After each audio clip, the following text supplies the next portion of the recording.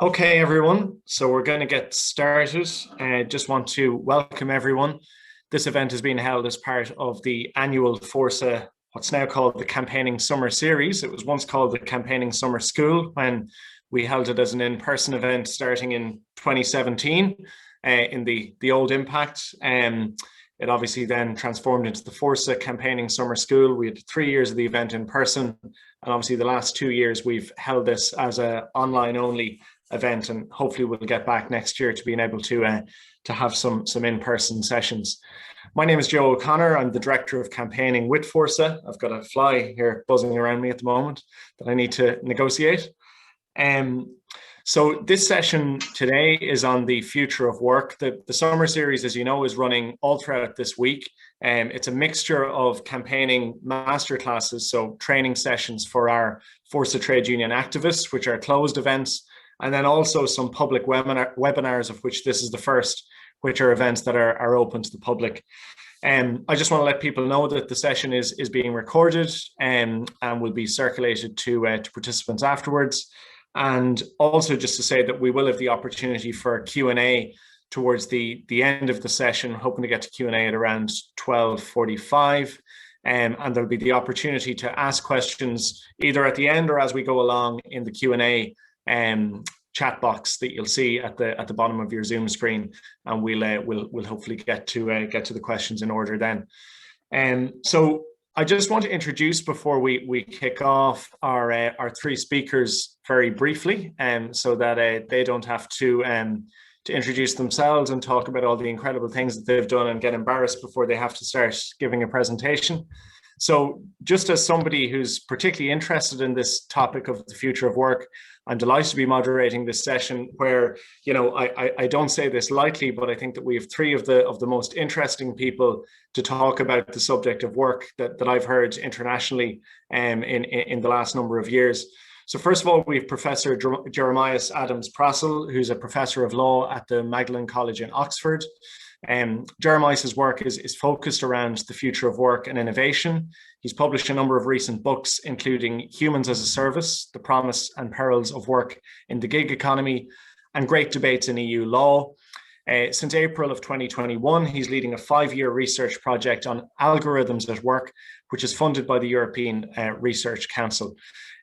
Jeremias, I heard speak at a Future of Work event organised by the Irish government a couple of years ago, and it was a really, really fascinating presentation. So I'm sure you'll enjoy listening to his remarks. We're also joined this afternoon by Dr. Juliet Shore. She's an economist and a sociologist at Boston College in the United States. Her research focuses on work, consumption, and climate change. She received a PhD in economics at the University of Massachusetts and then taught at Harvard University for 17 years before joining Boston College. She's also an acclaimed author. In 2020, she published the book After the Gig, How the Sharing Economy Got Hijacked and How to Win It Back, which won the Workplace Culture Book of the Year. She's also had a number of other previous New York Times bestselling books, such as The Overworked American and The Overspent American. And she's continuing her research currently on the gig economy, and she's also involved with a project with ourselves in Fórsa Trade Union and 4-Day Week Ireland on the impact of the 4-day working week, which I'm sure she'll touch on during her presentation. And then finally, we're joined by, who for those of you I think who are involved or around the Irish trade union movement will be very familiar, Dr. Laura Bambrick, who's the Social Policy Officer at the Irish Congress of Trade Unions. Laura is a policy analyst and government specialist with an extensive knowledge of various public policy areas. Prior to taking up the post with Congress, she worked as a policy advisor in the Office of the Assistant Secretary General at the UN headquarters in New York. She also worked in the Society of Vincent de Paul National Office and the Office of the Taoiseach and Department of Social Protection. She holds a PhD and an MA in Social Policy from Oxford University and a BA in Social Policy from Trinity College. And I think has been one of the leading figures in discussing issues such as remote working, the right to flexible working, the right to disconnect in an Irish context. And I think has really, strongly and impressively articulated the position of the Irish trade union movement on some of these critical issues around the future of work as we emerge from the pandemic. So without further ado, I'm going to pass over to our first speaker, Professor Jeremias Adams-Prassel. Jeremias has to leave us at 1:30, so won't be here, unfortunately, for the Q&A, but we're really looking forward to hearing his remarks. So over to you, Jeremias. Thank you very much indeed, Joe, for this kind introduction. And indeed, I must echo, it's a real joy to be able to be here with Laura and Juliet, whose work I've long followed and admired. So thank you very much indeed for bringing us together. What I want to talk about a bit for the next 8 minutes or so is automation and work, but perhaps not automation at work in the sense that we're traditionally thinking about it. Because very often when we talk about automation, the rise of algorithms, artificial intelligence, it's sort of seen as a threat to jobs, the existence of jobs, this idea that, you know, the robots are coming for our jobs. And when we look at those claims in some more detail, it quickly turns out that actually it's a sort of age-old worry and age-old fascination. It seems to come back every 100, every 50 years in the literature, but it never quite seems to happen. And once more, I think when we look at the rise of artificial intelligence, the sort of claims we saw 5 years, 10 years ago about massive unemployment, massive job loss are not really happening. At the same time, the fact that we aren't seeing these massive job losses does not mean that we should be complacent. Because what is in fact happening is that the automation, artificial intelligence is having a huge impact not on the existence of jobs, but on the quality of jobs. Because what has been happening even already before the pandemic, but now massively accelerated as a result of the pandemic, is, to put it as it were a bit blithely, automation has not come for workers' jobs, it's come for management jobs, it's come for bosses' jobs. And whilst prima facie, some people might say, well, that's great, that sounds lovely. Actually, the sort of implications it can have for the quality of work is quite considerable. And so under this broad heading of algorithmic management, what we're starting to see is the augmentation, or in certain circumstances, the complete replacement of traditional management functions across the entire life cycle of the employment relationship, from hiring workers to managing them, assigning tasks, scheduling, determining pay, promotions, all the way through potentially to firing them at the end. And one thing that's really interesting is that a lot of these technologies were in fact pioneered in the gig economy. The way an accelerometer on an Uber driver's iPhone can be used to measure how quickly she accelerates and how hard she brakes. The fact that you had rating systems, not just reflecting customer feedback, but actually being used to enforce policy platforms, to enforce compliance with all sorts of very tight algorithmic control. But what's been going on in the last 3-4 years is that really those kind of technologies has come to workplaces across the socioeconomic spectrum. No longer matters whether you're a Deliveroo cyclist, whether you work in an Amazon warehouse, or whether you're a partner in a professional services firm, or indeed a professor in a university. I used to joke that at Magdalen, we still had to sign a paper sheet to go to lunch. So none of these technologies could ever be usefully deployed. Well, and then the pandemic came, and suddenly overnight, imagine if in January 2020, we would have been told that we have to go and install video cameras in our bedrooms and switch them on and make them available to our employers. You would have had a revolution on your hands. And suddenly, however, then, as a result of the COVID-19 pandemic, the baseline completely shifted, and we ended up with a hitherto unimaginable degree of surveillance. And this is also really interesting and important, that a lot of these new algorithmic management techniques don't necessarily require freestanding software packages to be installed. A lot of it is actually hardwired into the sort of collaborative systems, the sort of collaborative tools we now use. Now, why should I care about this as a lawyer? Well, I think it raises what I think of as the control accountability paradox. Historically, employment law has always imposed responsibility and ascribed liability and legal obligations to the exercise of employer control. And indeed, the more control you exercise and the tighter the control you exercise, the more likely that legal norms from anti-discrimination law through to the right to a request forming a trade union and engaging collective bargaining were all attached to that locus, to that entity controlling the workforce. With the rise of automation and artificial intelligence, on the other hand, what we're looking at now suddenly is a hitherto nearly impossible granularity in terms of the control you can exercise, whilst at the same point diffusing responsibility into the cloud. You look at the air supply chain, there's no more one clear entity that actually develops software and rolls it out. When something goes wrong, it's very hard to understand, even as technically trained individuals get a sense of what happened. And so what we're looking at potentially is a world in which our existing regulatory regimes can no longer ensure that we have decent working conditions. What can we do about this? Well, lots of proposals abound, and this is really a sort of core area of work now. I think one of the biggest challenges is that labour market regulation at the moment is very siloed. We think of discrimination law as its own area. We think of data protection law as its own area. We think of the traditional norms of employment and labour law as discrete areas. When actually a lot of these challenges are starting to arise and need to be tackled at the intersection of these different regulatory categories. I've just come out of a morning's discussion on the EU's proposed AI regulation, where work is explicitly highlighted as a high-risk area of the deployment of such systems. But the actual substance of the regulation, at least for the time being, looks very weak. It's missing any kind of option for individual or collective voice of data subjects actually to be there.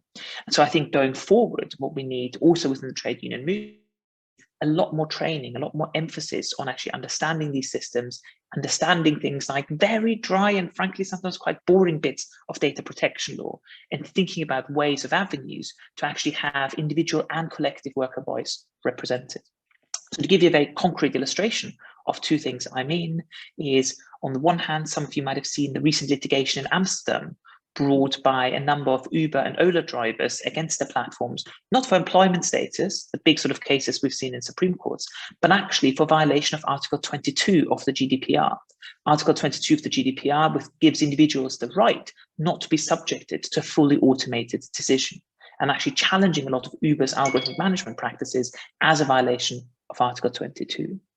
Another promising avenue to conclude with, to explore from a collective dimension, will be in the context of data protection impact assessments, where actually when deploying a lot of this software, a lot of these technologies, employers are under an obligation to conduct data protection impact assessments. And yet, whilst in theory there is space there for collective voice, for trade unions, works councils, similar institutions to be involved, we're seeing very little of that in practice, even though in reality, I think that's the most promising way forward, of having flexible regulation that ensures innovation can go ahead, but also avoid some of the creepiest downsides that we can see from algorithmic management. Those are my 8 minutes. I'm looking forward to Juliet and Laura's contributions, and I apologize, I will then have to jump off. I'm very sorry. Thank you very much, Jeremiah. That was a really interesting contribution as always. The way we've structured this session, I suppose, from our perspective in Fórsa and in the Irish trade union movement, obviously the debate around the future of work is not an insulated one here in Ireland, and it's hugely influenced by developments internationally. I think Jeremiah, as someone who's at the forefront of developments in EU research in this area, has given a really good overview of the European picture. And I'm hoping that our next speaker, Juliet Shore, will be able to give you a sense of the debate in the United States in this area at the moment. And then we'll zoom back in with Laura, who's obviously more familiar than most with some of the challenges facing the Irish trade union movement at a local level here in Ireland. So over to you, Juliet. Great, thank you. Thanks, everyone. It's a real pleasure to be here. And I did decide to include something about working hours in Ireland, so I'll have a little bit of an Irish flavor to my remarks. I thought, since we're talking about the future of work, I thought I would make 4 predictions about what's coming down the pike in terms of work. The first one picks up on the place that Jeremiah started, which is sort of automation, robotization, AI, and what it's going to mean for employment. And I think the first point I want to make is that we shouldn't think about this in a deterministic way. So what we do know is that technology is advancing rapidly, and labor-saving technology is advancing rapidly. And there are sort of 2 main kind of camps on how it's going to affect workers. One is what we might call the technologist camp, which Jeremiah's began with, which is the idea that labor displacing technology will lead to massive unemployment and a sort of bipolar income distribution with a small number of people at the top reaping the gains and larger numbers of people being impoverished and many unemployed, growing inequality, kind of very pessimistic scenario. Economists, on the other hand, are the optimists, and they say, well, no, labor will be reemployed elsewhere, typically with upskilling. This is going to be good for everyone because productivity advance will be shared out, jobs will be more interesting and fulfilling. notice a different scenario than what Jeremiah noted, which is jobs coming for the better off workers, or excuse me, unemployment coming for the better off workers in some sense. So both positions have merit and also both are flawed. I think the technologists are too technologically determinant. If we think about the Industrial Revolution, another period of sort of massive technical change, we saw a tremendous technological advance, but longer working hours, more production, and only very late into the game, higher wages. Economists are too market determinists. They put too much faith in the idea that the market is going to work things out wonderfully, and they underrate the possibility of bad outcomes. And they also ignore the forces which affect market outcomes. And so I think the big takeaway here is that technology does not determine either hours of work or employment levels or wages. Those outcomes are determined in large part by human actors and what they do in the system. And the two that I really want to mention are unions. Unions were really key in pushing for shorter hours from the period of the late 19th century, so from about 1875 until, well, in some countries, even until the present, you have a long period of decline in average hours of work from about 3,000 hours a year, that's a 60-hour work week, to about 1,500 in a number of countries in the present. So that was really key in the fact that all this technical change didn't lead to unemployment, because it halved, and even more in some cases, the number of hours per job. So for any given amount of output, two workers to make the same amount of production. In Ireland, and I just have them, Ireland also was probably about on the 3,000 hours, but from 1950 to the present, hours in Ireland fell from about 2,687 to 1,772. But I do want to note one thing about the last decade of hours in Ireland, which is that they have risen on average about a week a year, 50 hours a year. So Ireland and a number of other European countries have started going in the other direction, and hours have started to rise again, where they're following a pattern that began in the United States much earlier. We started increasing hours of work at about 1970 after a century of hours decline. So we can talk more about that in the Q&A. Second, the state. The state was really important in averting unemployment with all this technological change through big efforts to prop up aggregate demand and therefore GDP. So you had massive increases and multiples of GDP over the period 1950 to the present, in considerable part because of what governments were doing to keep production up. And this is also, of course, the period of, it's called the Great Acceleration, but the levels of ecological destruction associated with this massive increase in production are catastrophic, and we're seeing that in what's happening to the destabilization of the climate as well as biodiversity. Okay, that's prediction one. We're not sure what's going to happen.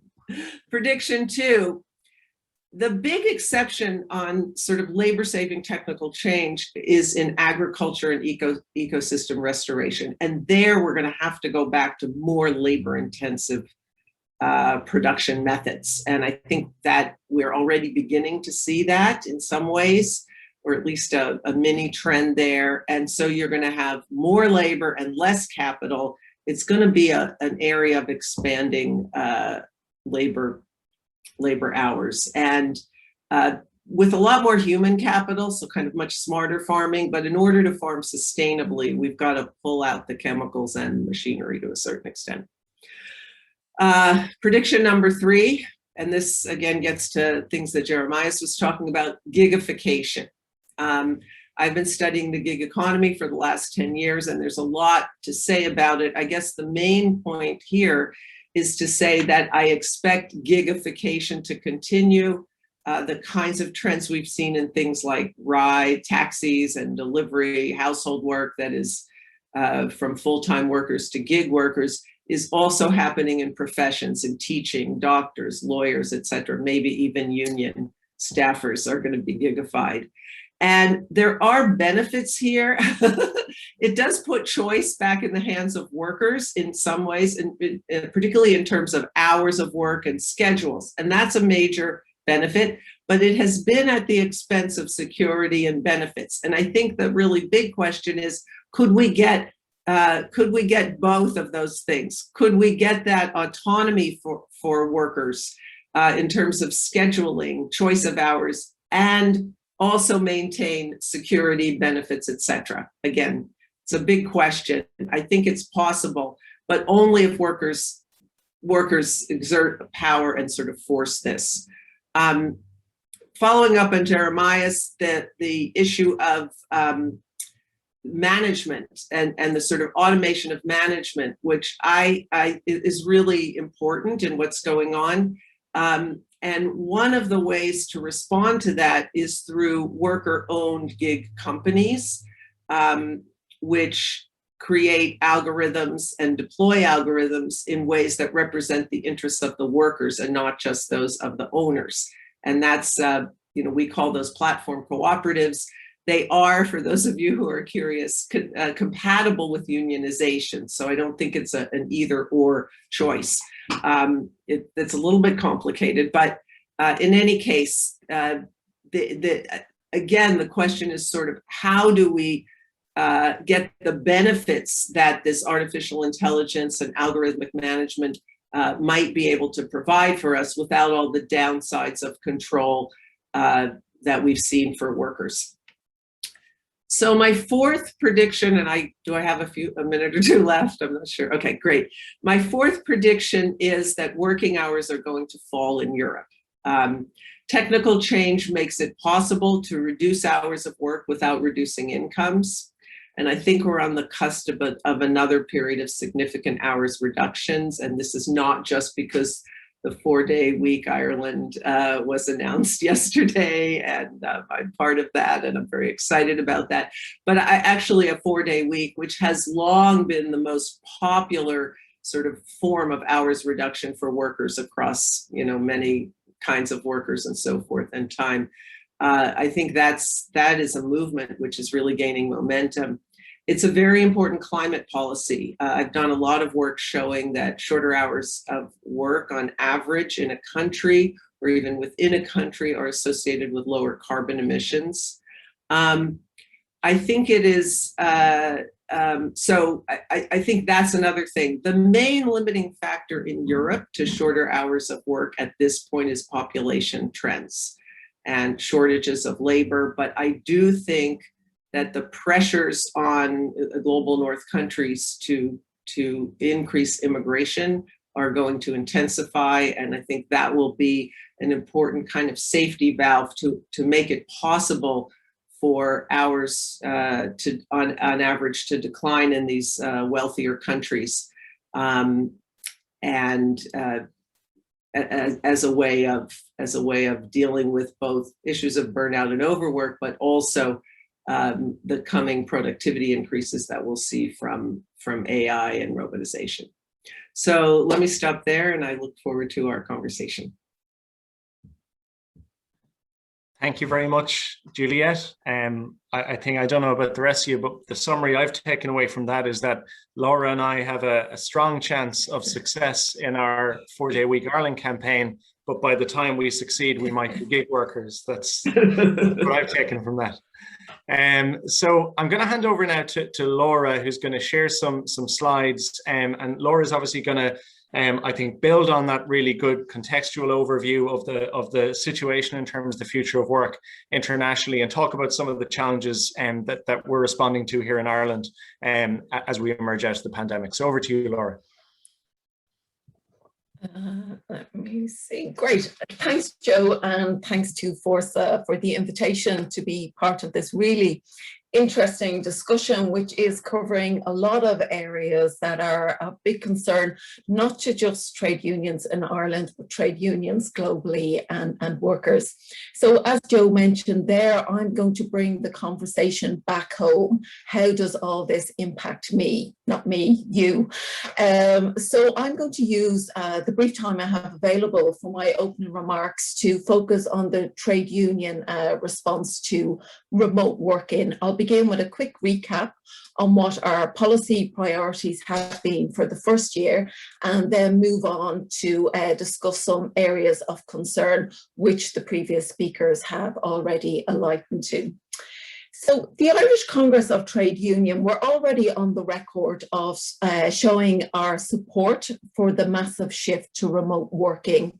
We recognise that when remote is done right, and that's an important qualification, when it's done right, it has huge potential benefits for the individual worker, for the businesses, for the wider economy, for society, in particular rural Ireland, and for the environment. And there's a huge appetite amongst our membership to continue with some element of remote working as the COVID health restrictions are lifted. But our priority to date has been ensuring that workers' hard-won rights are protected and that they're fit for purpose when we're working from home, because these rights and employers' obligations were drafted and designed with the expectation that we would be working in employers' premises. So are they fit for purpose when we're working from home or from a hub near to home? And we wanted gaps in legislation closed. So the first area that we addressed was, unlike workers up the road in Northern Ireland, across the UK, right across Europe and in Australia and New Zealand, Irish workers don't have any rights around requesting remote working. The place of work has absolute determination by the employer. So following on from a successful campaign, government have committed to legislation which will be introduced in September. And what that legislation will do, it'll provide a legal framework around how requests are to be dealt with. So if you put in a request, your employer will have to respond to that request within a set period of time. They'll only be able to refuse it under specified reasonings. And if you're unhappy with their decisions, there will be a process for dealing with that, including taking it to the WRC, the Workplace Relations Commission. The next area was about time, and Julia mentioned this about her hopes that time will be reduced. But at this moment, there's a real concern, and this predated COVID, where people felt that the blurring of the lines between when you're in work and your personal time. And the more of us that were working from home, people that never before had access to emails or had different work messaging apps on their phone, suddenly found that they were having real difficulties disconnecting. So ourselves, the employers and the WRC have drafted a code of practice around the right to disconnect. And this unions and governments in the UK, New Zealand and Canada are looking to adapt a similar code of practice. And the important thing to mention about this code of practice, it doesn't just protect workers, giving them the right to digitally disconnect.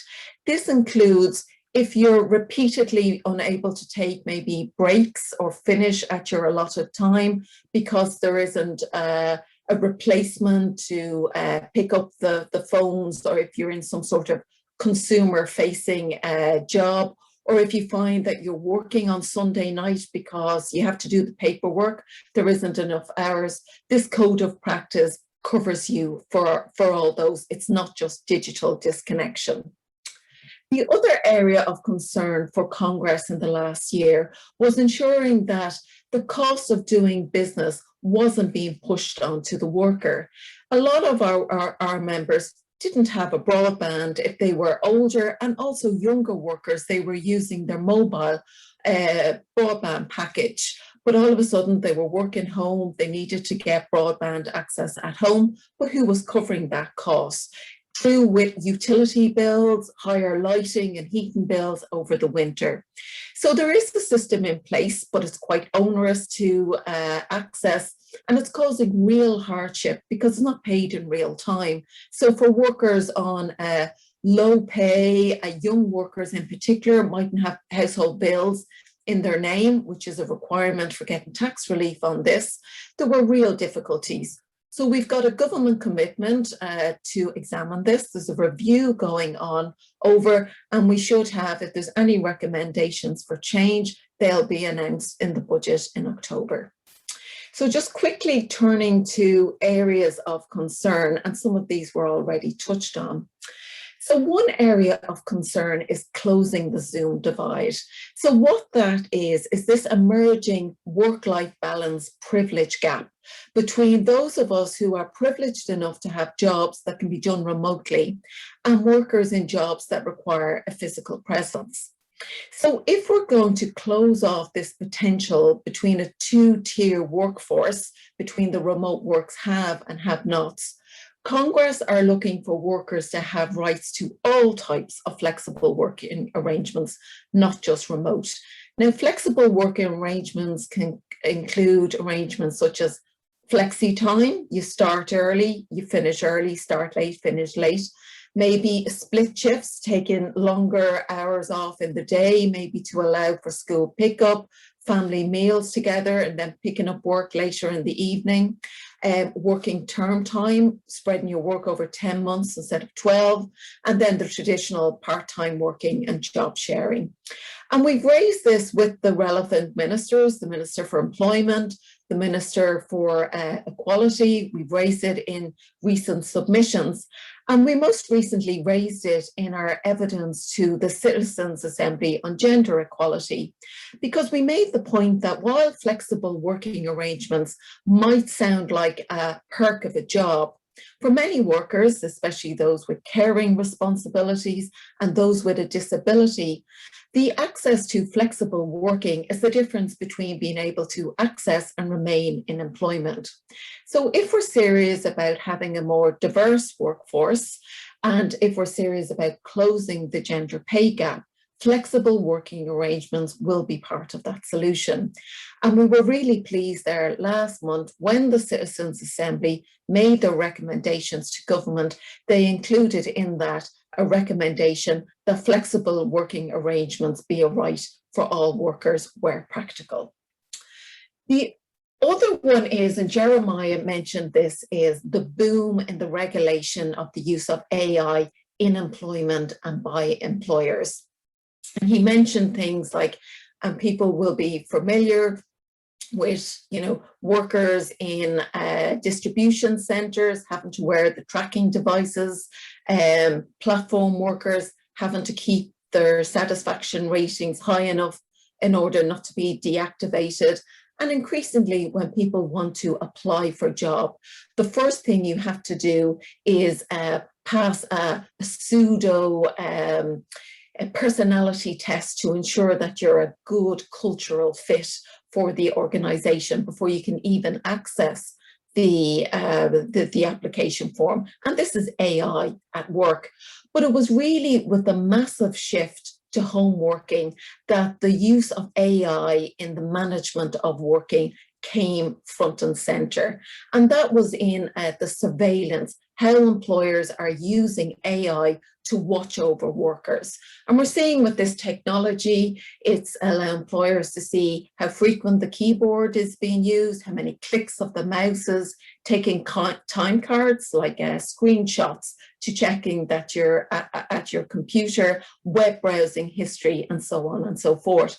And worryingly, we're hearing of informal surveillance where workers are required to leave the camera and the microphone on in order to allow for impromptu check-ins. So while there is a right to privacy within the workplace, and that translates to your home when your home is your workplace, we feel that there workers' rights needs to be strengthened around this. And as Jeremiah mentioned, the EU in their recent draft regulation have recognised that AI in employment is a high risk. But, and again, he mentioned that there is a real need for social dialogue to be part of that. And that's where Congress is at the moment, urging the government to bring that as part of our social dialogue between the partners. So I'll close there and in summary just say that trade unions aren't looking to hold back the tide of progress. We recognise the real benefits that can come from remote working and from technology. Our only demand is that this doesn't come at the cost of decent work. Thanks a lot. Stop sharing. Stop sharing. Okay, Laura, thank you very much for that. Really detailed and comprehensive overview of some of the issues that the trade union movement are grappling with here in Ireland. So because we've got lots of time and because I don't propose that I'm going to give any sermon myself, because I think most participants here hear enough of me and the normal course of their union activity. And this is a unique opportunity to ask some questions of Juliet and Laura. I'm going to get some people in to ask a few questions. I just want to address, first of all, Tony O'Flynn's question in the Q&A about the civil service policy on working from home. I've just got a quick clarification on that to say that the policy on that is still unknown, and we're obviously still going to be continuing to engage with the department and with the minister on that. So I don't have any further detail on that particular question for you. I'm going to just allow in a few. So I see Katrina, we've your hand up. So I'm going to let you in there very briefly. Don, you said you'd come in, so I'm going to let you in there. Anya, I'm going to let you in there. And then I just have one other question. Vincent, I have a couple of questions from you. So what I would just ask each of you is to, I'm trying a bit of a, okay, Vincent, I'm unfortunately not able to allow you in because you're using an older version of Zoom. So I'll come to your questions. In a second.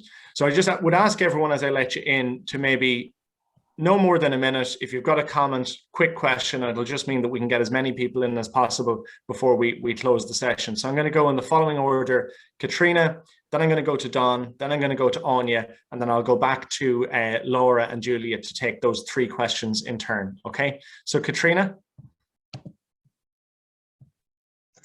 Hi, I'm just wondering from the wider context, that's all really, really interesting. From an individual workplace context, what's the feeling on implementing working from home policies before the national policy is kind of better agreed or established?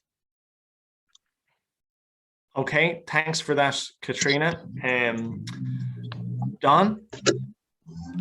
Yeah, hi, Joe. I'd just like to thank the three speakers for their ideas.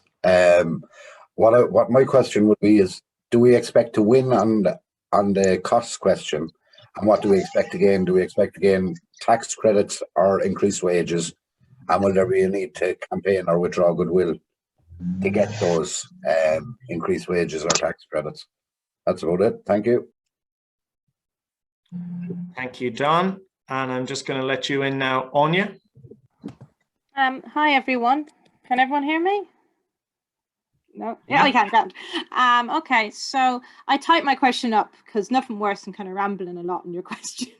So I'm a union rep and I'm training to be a solicitor. So I found that really interesting what everyone was talking about. But my question was kind of like, when workers are kind of gigified and they work in different hours and they could be in different locations, they could be at home or in a hub, different hubs. And the only way they really can get in touch is, email or video call, where there is a kind of a risk their employer could be snooping, even though I know there's a GDPR element, but like that is just kind of a fact.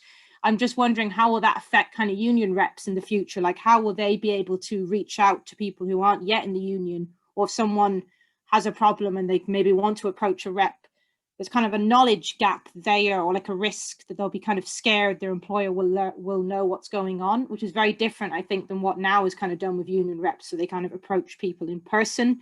I'm just kind of wondering what's the kind of future of a union rep, or what will kind of change maybe for union reps. I know it's kind of speculative, but if either speaker has any kind of insight to what they think is going on in that sphere, this is kind of an old-fashioned one. That's my note. That's all. Okay, thanks very much to the three of you for coming in and contributing. So who wants to come in out of the two of you guys first? Laura, Juliet? Laura?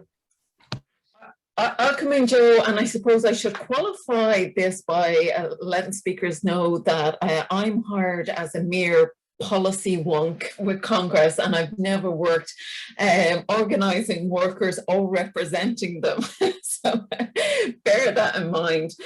So the first question was about organising a workplace work from home policy in advance of the national one. Before COVID, getting employers to agree to working from home policy, our reps were finding it really difficult. And part of that was because it was just thought this was impossible, and the trust issues and all that good stuff people will be aware of. We would hope now that employers haven't seen the benefits of it over the 15 months, they will be more willing to engage with it. However, there will be, as I said, this legal framework that we are promised that will be in place by September. So any agreement that will be agreed to, that framework has to be the floor. It can't be any workplace agreements that are done will have to at least come up to that standard. So there may be an unwillingness there to negotiate when they don't know what they will be legally required to do. And that was one of Congress's difficulties when we heard the Taoiseach and Taoiseach last week rambling, saying that, well, we might have the return to the office in August instead of September, which would predate when we would expect to see this legislation. So there is going to be a difficulty there getting employers to move on it until they see what is going to be legally required for them. But that comes with the qualification. We would expect more employers to be willing to negotiate at the company level, now having seen how well it does work. The other one about the costs or expenses, there are two ways in which workers can claim back costs for working from home. Your employer can pay you $3.20 a daily rate, and that's tax-free, or you keep all your bills and you make tax relief. We're not sure which one the government will go for. Initially, Congress's campaign was to make that $3.20 mandatory, that where an employer requested that the employee would work from home, that they would be required to pay it. We don't know if it will be that generous, but they will definitely have to make claiming the tax relief easier because the system is quite difficult, quite time consuming, but there is a willingness there to address the pay. The question on about how are unions going to access to workers, our own members and potential new members. I don't know the answer to that one, but what I will say is that trade unions have proven themselves to be very flexible in the last 15 months about how we've had to adapt to doing our business remotely. Previous to coming onto this discussion, myself and Joe were discussing about, will we continue to do webinars when we're allowed to meet in person? And we were discussing about, how it opened up it to people that otherwise wouldn't be able to pop over to Fórsa's building at 1 o'clock on a Wednesday to go. So there have been real benefits there, and I hope we'll continue to build on that. But I think we've surprised ourselves at how agile we've been in the last 15 months. Thanks, Joe. Juliet, do you want to come in on that round of questions? Yeah, I really, the first couple, I don't have any expertise to answer, but I did just want to say something about that last question about communicating and sort of how to communicate without having the possibilities of employer surveillance, which is just to remind ourselves that there are secure forms of communication, whether it's something like Signal, which is an alternative texting and communications app that governments and employers can't access because it's encrypted. People using accounts and applications that are not under employer surveillance, and I think that's there are still ways, and I think over time, as if we do as we expect more and more remote working and employees' computers have more employer surveillance on them, we'll see new apps that will develop that will facilitate communication outside of the surveilled apps. So I think that'll be possible. And then of course there's also the telephone.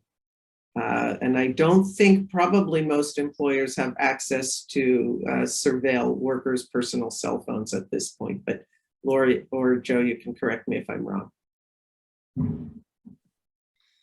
I might just come in very briefly just on that particular question. I think that before the pandemic ever came along, the traditional trade union model around worker communication, workplace access, workplace organizing, that was very much the focus. But I think that obviously the employment is changing in that 20 years ago, if you started a job as a clerical officer in the HSE, you're on average were probably likely to finish your career at least within the same employment. That's changed hugely now in terms of career paths. And I think that as a trade union movement, we need to respond in the sense that, particularly now following the impact of the pandemic, we need to blend both, yes, traditional workplace organizing, but digital organizing, and thirdly, community organizing. And I think some of the work that the trade union movement in Ireland have started around the One Project in terms of, high street presence in local towns, reinvigorating trades councils, I think re-establishing that kind of community presence, building on our digital presence, and then obviously where possible utilizing workplace presence is probably the mix that we need to get right if we're going to be as effective into the future. I'm going to just take the final 3 questions that I have on the Q&A and the chat, and then I'm going to kick them to Juliet and Laura, and we might close up at that stage. I say that will probably bring us up to 2 o'clock. So first of all, from Maeve, Maeve is saying that the right to request remote working doesn't seem much like a benefit for workers. She's saying that, she didn't think she needed legislation in order to ask a question. So she's asking, will there be legislation around the right to access remote working? And not just the right to request, but the right to access remote working. And the second question I have is from Gina. She's saying that management are insisting on clocking in for remote working staff, even though flexi time is not allowed. Can staff refuse to clock in and out when remote working? And then the final question that I have is from Vincent. I think I've got a couple of questions from Vincent. So let me just pull them up here. So he's questioning this idea around the right to disconnect versus the need to attend a work meeting on your days off. Should there be a minimum compensation of hours? And when is that part of remote working? In other words, the necessity to attend a meeting outside of your regular hours. And then he asked a follow-up on AI and surveillance, where he's asking, is there already a need for employers to share whether they're carrying out surveillance apart from clocking in attendance? So I might go to you first on that, Laura, and then we'll finish up with yourself, Juliet.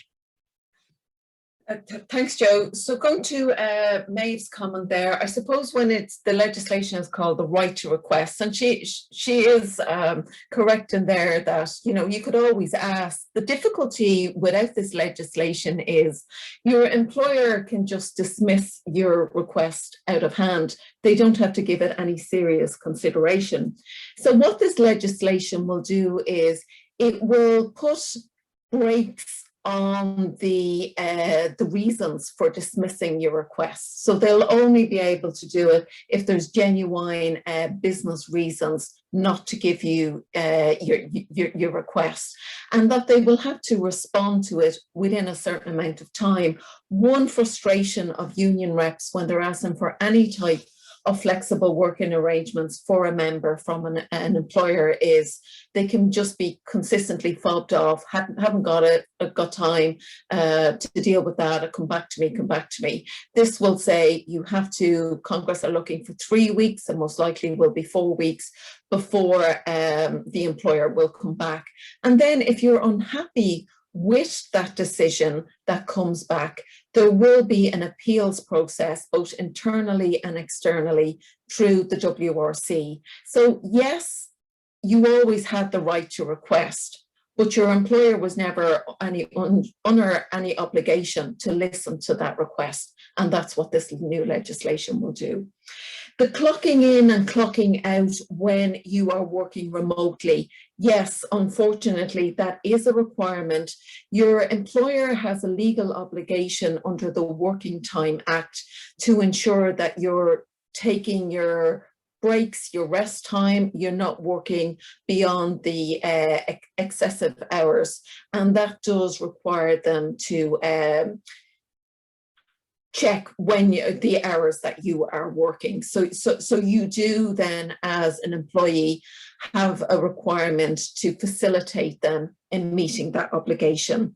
I don't know the answer, and Joe, you might know the answer about what your rights are if you're required to work on days off. Surveillance, absolutely. Your boss does, if they're doing any sort of covert surveillance, you have the right to know, unless they believe there's some sort of criminal activity taking place. They don't have to notify you, but they can only do it for a short period of time. The difficulty with surveillance, whether it's using particular software or whether it's informal, keeping the camera on, the microphone on, is this is happening predominantly in non-unionized workplaces. And that's where the difficulty is, where people feel that they have to agree to something either to get the job or to keep the job. So that's where we're seeing these practices most prevalent in non-unionized workplaces. Thanks, Joe. Thanks. Over to you, Juliet. Yeah, thanks. And, you know, those were all great questions and answers that I don't have much to add. And I guess I would just say that's because they really show the importance of having a strong trade union movement, because in the United States, we don't have any of these things. We don't have right to request, and you know, we don't have the privacy rights, and so on and so on. I can go down a very long list of things that workers' rights and benefits that workers do not have in the United States.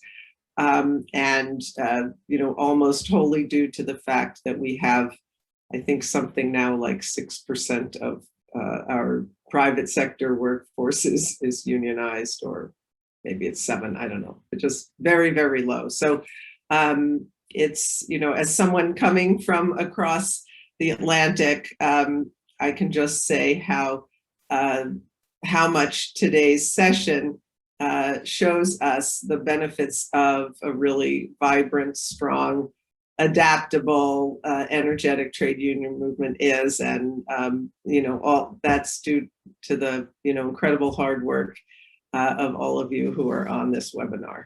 So thanks. Thanks very much, Juliet. I'm just going to mention one comment that came in relation to the Solace project, which is currently underway in relation to a new membership system in Fórsa. And the point was made by, I think, Katrina. I need to just double check. Was it Katrina? Yes, Katrina, that that's a particularly important project in the context of the discussion we just had about workplace access, because there's a big push on to get members to update their details and to try and ensure that we have access to members' personal email addresses as well as their work email addresses, because it obviously means that us being able to communicate with members. We even saw recently with the HSE server issues that it created an enormous difficulty for us to communicate with members for whom we didn't have their personal details. So really important that our members and our activists engage with that project, because I think it'll really help us to streamline our communications. So look, I think on behalf of everyone, I just want to say a huge thanks to Laura, to Juliet, to Jeremiah, who's no longer with us. And I want to say a big thanks as well to Kevin Donoghue, who's done a huge amount of work behind the scenes in organising not just this, but a huge series of events that people are participating in this week. And for those of you on the call that are Fórsa branch campaigns officers, you might be aware that we're having a very short, I would say probably no more than a half an hour update check-in at 2:15 on ongoing current campaigns, in particular on the launch of the 4-day week pilot yesterday and what's next, which I think is obviously particularly relevant and hopefully interesting to those of you that decided to use your lunch break and listening to speakers on the future of work. So I think we've managed to do a webinar within time, which is in itself a big achievement. And I hope you all enjoy the rest of your day. Thanks again to our speakers, and see ya.